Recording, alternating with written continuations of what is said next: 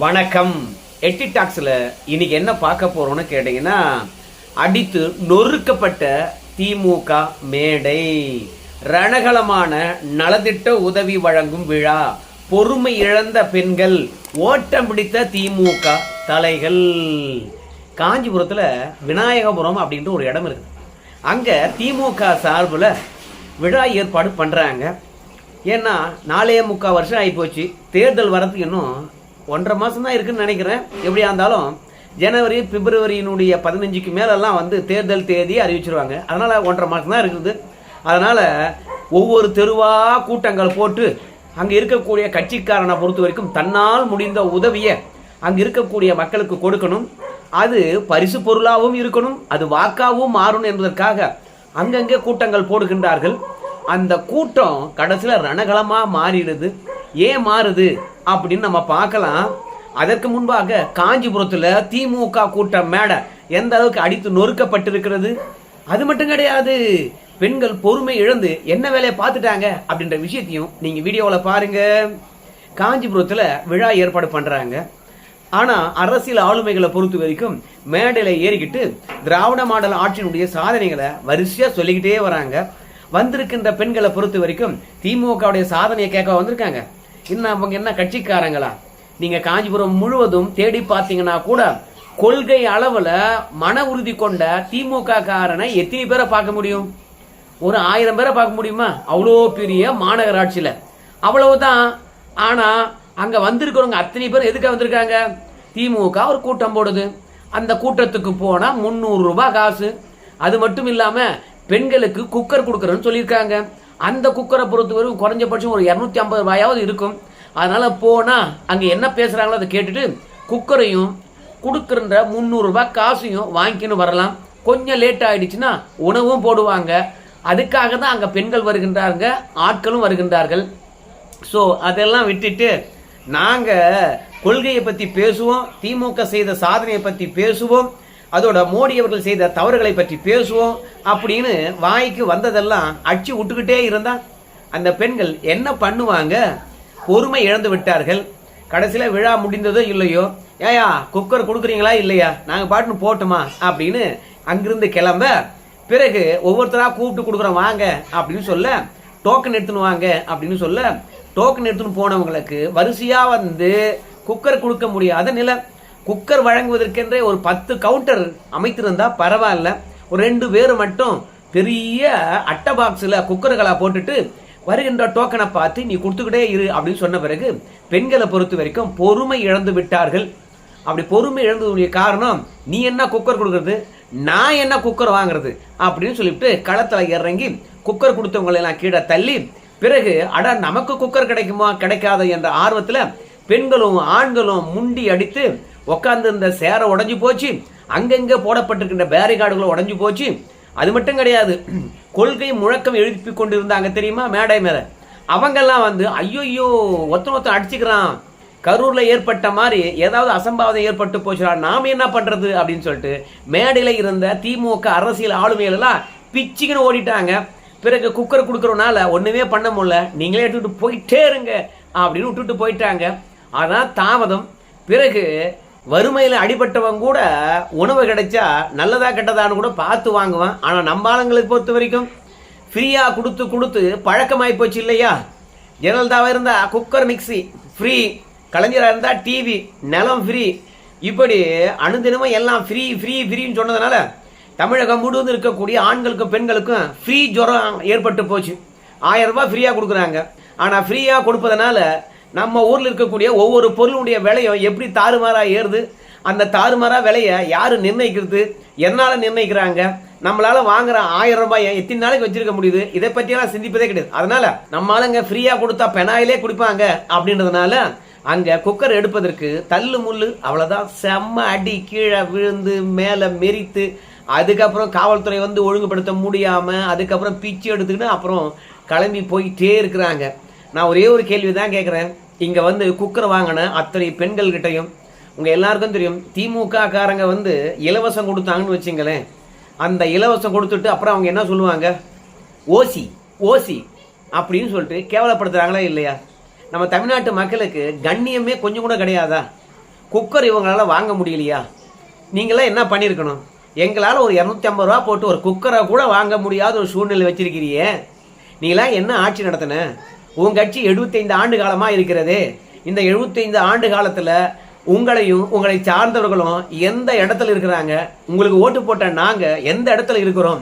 So இந்த நிலைமைக்கு யார் பொறுப்பு அப்படின்னு ஊரில் கிளை செயலாளர் இருக்கான் தெரியுமா, அவனை பிடிச்சி பிறகு பேரூராட்சி, நகராட்சிக்கு அப்புறம் மாநகராட்சி என்று சொல்லிட்டு ஒவ்வொரு மட்டத்தில் இருக்கக்கூடிய திமுக பொறுப்பாளர்களை சட்டையை பிடிச்சி கேட்டோம்னா நாம வெறுமனே 250 ரூபா குக்கருக்கு உயிரை விட்டுருக்க மாட்டோம். ரெண்டாவது, அங்கே இருக்கிற பொருட்களை சேதப்படுத்தியிருக்க மாட்டோம். இந்த காணொலி எல்லாம் சமூக வலைதளத்தில் பரவிட்டு இருக்குது. இந்த செய்தியெல்லாம் என்ன சொல்லுது அப்படின்னு பார்க்கும்பொழுது, இனிமே யாரா இருந்தாலும் சரி தமிழகத்தில் இருக்கக்கூடியவங்க காசு கொடுக்காம வெற்றி பெற முடியாது. ரெண்டாவது, காசு கொடுத்தா வெற்றி பெற முடியும் என்ற சூழ்நிலையை திராவிட கழகங்கள் உருவாக்கி விட்டு இருப்பதனால இனி வாக்களிக்கிறவன் எவனுமே கடந்த காலத்தில் நம்ம பட்ட துன்பம் என்ன, இனி இவனை தேர்ந்தெடுத்தா கடந்த காலங்களில் பட்ட துன்பத்தை இனி வருகின்ற ஆட்சியிலும் தருவானா, இல்லை வாக்குறுதியாக நிறைய கொடுத்துருக்கானு அந்த வாக்குறுதியை நிறைவேற்றினானா, இல்லை இது ஜனநாயக நாடாச்சு எதற்காக அப்பா மகன் அப்புறம் பேரனுக்கு பிறகு தன்னுடைய பேரன் என்று சொல்லிட்டு வரிசையாக குடும்ப வாரிசுகளே ஆதிக்கம் செலுத்துகிறது அரசியல்ல. அந்த கட்சியில் கூட உழைச்சவனுக்கு இடம் இல்லையே. ஸோ இப்படியாப்பட்ட இந்த கட்சிக்கு ஓட்டு போடணுமா? நம்ம தெருவுக்கு என்ன பண்ணியிருக்கிறாங்க, நம்ம வீட்டுக்கு என்ன பண்ணியிருக்காங்க, படிப்புக்கு என்ன பண்ணியிருக்காங்க, நம்முடைய படித்த குழந்தைக்கு என்ன வேலை கொடுத்துருக்காங்க, இப்படியெல்லாம் சிந்திச்சு வாக்களிப்பதற்கான வாய்ப்பு துளியும் கிடையாது. அதனால் நம்ம என்ன பண்ணணும் கேட்டிங்கன்னா, வெற்றி பெற வேண்டும் என்றால் தெரு தெருவாக போய் பிரச்சாரம் பண்ண வேண்டாம். கையில் காசு வச்சிருந்தா போதும். அந்த காசை சரியாக கொண்டு போய் ஒவ்வொரு வாக்காளர்கிட்டையும் கொண்டு போய் சேர்ப்பதற்கு ஆட்கள் இருந்தால் போதும். கண்டிப்பாக வெற்றி பெற்று விடலாம். அதனால் இந்த காஞ்சிபுரம் நிகழ்வு எனக்கு ஒன்றே தான் உணர்த்திச்சு. என்ன உணர்த்திச்சு அப்படின்னு பார்க்கும்போது, விஜய்க்கு நிறைய கூட்டம் வருது. ஆனால் அந்த கூட்டத்தை பொறுத்த வரைக்கும் வாக்குகளாக மாறுமா அப்படின்னு பார்க்கும்போது நிச்சயமாக வாக்குகளாக மாற வாய்ப்பே கிடையாது. ஏன்னா இவன் தான் ஃப்ரீ மோகத்தில் இருக்கிறானே. விஜய் என்ன கொடுத்தான் அப்படின்னு சொல்லிட்டு கேட்குறவங்க கிட்டத்தட்ட ஒரு 60% பேர் இருப்பாங்க. நம்ம இந்தியாவை பொறுத்த வரைக்கும் வயது வாரியாக பார்க்கும் பொழுது நம்ம விஜய்க்கு விழுகின்ற வாக்கு அந்த 18 30 வயதுக்குள்ளே இருக்காங்க பார், அவங்க மட்டும்தான் விஜய்க்கு வாக்களிப்பாங்க. அது கூட எல்லாருமே விஜய்க்கு வாக்களிப்பாங்களா என்று கேட்டால் அது கூட இருக்காது. அப்படியெல்லாம் கூட்டி கழித்து பார்த்தோம்னா இந்த 30 வயதுக்குள்ளே இருக்கிறவங்களுடைய சதவீதம் 30% என்றாலும் கூட வாக்காளரில் விஜய்க்கு விழ போகிறது 10% தான். மீதி எல்லாமே காசு கொடுத்து வாக்குகளை விலைக்கு வாங்க போகிறாங்க. அதனால் மெனக்கிட்டு விஜயை பொறுத்த வரைக்கும் எனக்கும் திமுகவுக்கு தான் போட்டி அப்படின்னு விஜய் கூவுறாரு. ஸோ நம்முடைய காஞ்சிபுரத்தில் நடந்த அடிதடியும் அடித்து உடைக்கப்பட்ட மேடையும் சொல்லுகின்ற செய்தி, அதிமுகவும் திமுகவும் தவேகாவுக்கு சிம்ம சொப்பனமாக இருக்க போகிறாங்க அப்படின்னு மட்டும் நல்லா தெரியுது. மக்கள் இன்னும் இலவச மோகத்திலிருந்து வெளியே வரல. கடந்த தேர்தலில் ஒரு நிகழ்வு நடந்தது. ஒரு பக்கம் காசு கொடுத்துக்கிட்டே போகிறாங்க, இன்னொரு பக்கம் மக்களை பொறுத்த வரைக்கும் அந்த கட்சிக்காரனுடைய வண்டிகள்லாம் மடக்கி நிர்வாகிகிட்ட மறியல் பண்ணி அந்த தெருவுக்கு பணம் கொடுத்தீங்க, எந்த தெருவுக்கு ஏன் பணம் தரல அப்படின்னு மக்களே பார்த்தீங்கன்னா ஊழல் மயமாக மாறி போய் மடக்கி பணம் கேட்டிருக்கிறாங்க. ஸோ அந்த அளவுக்கு பணம் பார்த்தீங்கன்னா பாதாள வரைக்கும் பாயும்னா இப்போ தமிழக மக்களை பாடா படுத்துது. அதனால் விஜயை பொறுத்த வரைக்கும் பணம் கொடுத்தாதான் 10% வாக்கு விழு என்பது காஞ்சிபுரம் சம்பவத்திலிருந்து நம்ம நல்லா புரிஞ்சுக்கலாம். அது மட்டும் கிடையாது, விஜய் 234 வேட்பாளர்களை நிறுத்துவார். ஆனால் எத்தனை வேட்பாளர்கள் பார்த்தீங்கன்னா தவேகாவில் இருப்பாங்க, கடைசி வரைக்கும் தேர்தல் களத்தில் போட்டி போடுவாங்க அப்படின்லாம் கொஞ்சம் யோசிக்க வேண்டியதாக இருக்குது. நம்முடைய கமலஹாசன் அவர்களை பொறுத்த வரைக்கும் ஒரு 80 தொகுதி என்னவோ வேட்பாளர் நிறுத்தினார். மீதெல்லாம் கூட்டணி கட்சிகளுக்கு பார்த்தா பிரித்து கொடுத்துட்டார். அதுலேயும் கமலஹாசனை பொறுத்த வரைக்கும் நம்ம சரத்குமார் அவர்களுக்கு 40 தொகுதி அள்ளி கொடுத்தார். சரத்குமாரை பொறுத்த வரைக்கும் 10 தொகுதிக்கு வேட்பாளர் போட்டார். மீதி இருக்கின்ற 30 தொகுதியை கொண்டு நம்ம கமல்கிட்டே சரண்டர் பண்ணார். மீதி வேட்பாளர் போட முடியல. பிறகு நம்முடைய சரத்குமார் நிறுத்தின வேட்பாளர்கள் ஒட்டுமொத்தமாக திமுகவுக்கு அப்படியே புலம்பெயர்ந்து விட்டார்கள். அதே மாதிரி அம்மா மக்கள் முன்னேற்ற கழகம் அவங்க ஓரளவுக்கு பார்த்தீங்கன்னா கடந்த தேர்தலில் தேமுதிகவுடன் கூட்டணி வச்சு ஓரளவுக்கு ஸ்டேபிளாக இருந்தாங்க.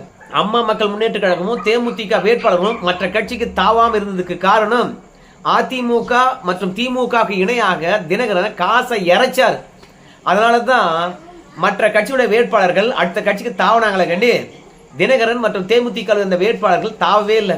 அதனால் தமிழக அரசியல் களத்தை மொத்தமா நிர்ணயிப்பது பரிசு பொருட்களும் பணமும் தான். அதில் எந்த விதமான மாற்று கருத்தும் கிடையாது. அதற்காக உயிரை கூட கொடுப்பாங்க போல இருக்குது.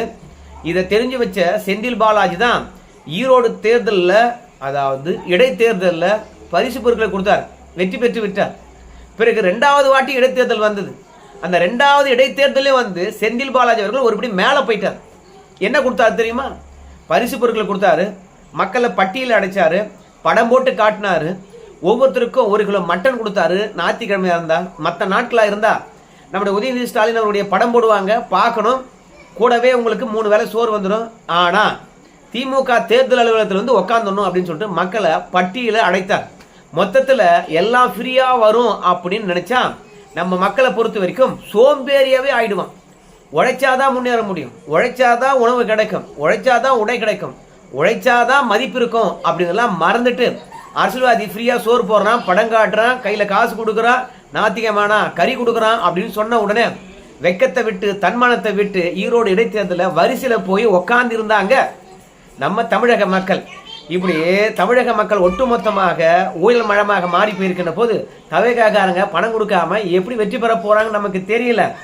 அது மட்டும் கிடையாது, திமுக காரன் இலவசம் கொடுத்துட்டான்னு வச்சுங்களேன், எல்லா மேடையிலும் சொல்லி காட்டுவான், நாங்க வந்த பிறகுதான் பெண்களுக்கு பார்த்தா உரிமை தொகை கொடுத்தோம், அதன் மூலமாகத்தான் பணமே சேமிக்கிறாங்க, நாங்க வந்த பிறகுதான் பெண்களுக்கு பஸ் இலவசமா விட்டோம், அதன் மூலமாக மாசம் மாசம் 1000 ரூபாய் சேமிக்கிறாங்க அப்படின்னு சொல்லிவிட்டு இவன் கொடுத்த பணத்தையே பார்த்தீங்கன்னா சொல்லி சொல்லி காட்டுவாங்க. ஆனால் நம்ம மக்களுக்கு எப்போதுமே சரி அறிவுன்றதே இருக்காதுங்க. ஆனா என்ன அறிவு இருக்க வேண்டும் என்றால், இவங்க கொடுக்கின்ற காசு நம்ம காசாச்சு, இத நம்ம கிட்டே கொடுத்து நம்மளையே ஏற்கிறாங்களே, இந்த காசை வாங்கி நம்ம ஓட்டு போடுறோமே, ஓட்டு போட்டு 5 வருஷம் அவனை ஏதாவது கேள்வி கேட்க முடியுமா? எதற்கும் பாத்தீங்கன்னா சிந்திக்காம காசு வாங்கின்னு ஓட்டு போட ரெடியா இருக்கிறாங்க.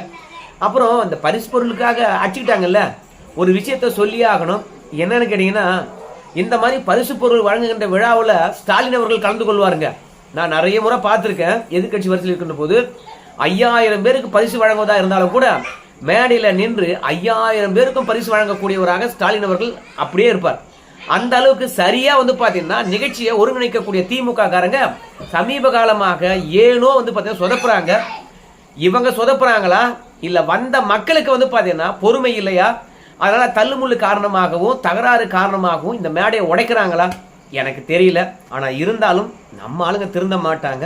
ஸோ மொத்தத்தில் திமுக தெரிந்து கொள்வது நமக்கு ஆதரவு கிடையாது. நம்ம ஏதாவது கொடுத்தாதான் வெற்றி பெற முடியும், ஏதாவது கொடுத்தாதான் நம்மளையே பார்க்க வர்றாங்க. அதனால இந்த பொங்கலுக்கு எப்படியாவது 3000 ரூபாய் கொடுத்துருவாரு. ஆனா தேர்தல் நேரத்தில் மக்கள்கிட்ட எவ்வளவு கொடுக்க போகுது திமுக என்பதுதான் நமக்கு தெரியாத விடயமா இருக்குது. மொத்தத்தில் இந்த வீடியோ சொல்லுகின்ற செய்தி, விஜய் பணத்தை ரெடி பண்ணி வச்சுக்க, அதிமுக நீயும் திமுக இணையாக பணத்தை ரெடி பண்ணி வச்சுக்க, ஊர் ஊரா தெரு தெருவா பொதுக்கூட்டம் போட்டு பரிசு பொருட்களை விநியோகம் பண்ண திமுக காரன் ஆரம்பிச்சுட்டான். ஸோ தபார் இப்பவே இதை கொடுக்குறோம், தேர்தல் நெருக்கத்தில் என்ன கொடுப்போன்னு பார்த்துக்கோங்க, கம்முன்னு நம்ம பக்கமே இருங்க. உங்களுக்கெல்லாம் டோக்கன் கொடுத்துருவேன். நீங்கள் பார்த்தீங்கன்னா தேர்தல் சமயத்தில் வாங்கிக்க வேண்டியதான் சொல்லிவிட்டு ஈரோடு பட்டி ஃபார்முலாவை எல்லா இடத்துலையும் கொண்டு வர போகிறாங்க. அதனால் இந்த முறை கொள்கைக்கோ நலத்திட்டங்களுக்கோ வளர்ச்சிக்கோ யாரும் ஓட்டு போட போகிறதில்ல, பணத்துக்கு தான் ஓட்டு போட போகிறாங்க. எல்லா பல்ஸும் பார்த்தாச்சு. திமுக எல்லா மாவட்டங்களையும் இந்த மாதிரி பரிசு பொருட்கள் பார்த்துட்டாங்க, பரிசு பொருட்களுக்கு மக்கள் அலைவதையும் பார்த்துட்டாங்க. ஸோ திமுகவுடைய வியூகம் பணம் பணம் பணம். சரி நண்பர்களே, இந்த பரிசு பொருட்களுக்காக அடிச்சு விட்டாங்களே, இதை பற்றி உங்களுடைய கருத்து என்ன? கமெண்ட் பண்ணுங்க. நன்றி.